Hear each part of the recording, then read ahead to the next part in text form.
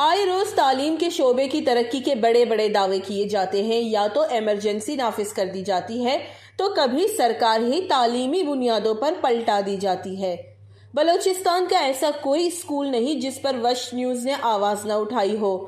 ہر وہ اسکول جس میں بچوں کی تعلیمی حقوق کا مذاق بنایا گیا ہو، وہاں وش نیوز نے ہمیشہ سوالات اٹھائے اور معاشرے کو آئینہ دکھایا۔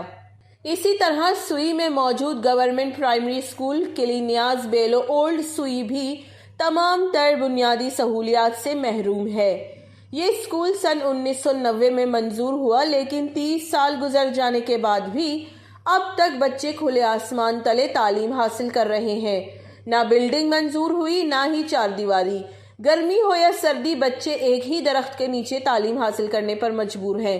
کلاس رومز اور پانی کی عدم سہولیات کی وجہ سے بچوں کو پریشانی کا سامنا کرنا پڑ رہا ہے، کیونکہ یہ بنیادی سہولت ہے جو ان کے برائے نام اسکول میں میسر نہیں۔ علاقہ مکینوں نے کہا ہے کہ ہم اعلیٰ حکام، ضلع انتظامیہ، محکمہ تعلیم اور منتخب نمائندوں سے پرزور اپیل کرتے ہیں کہ ہمارے بچوں کے مستقبل کے لیے اسکول کی بلڈنگ منظور کروائی جائے۔ وش نیوز، سوئی۔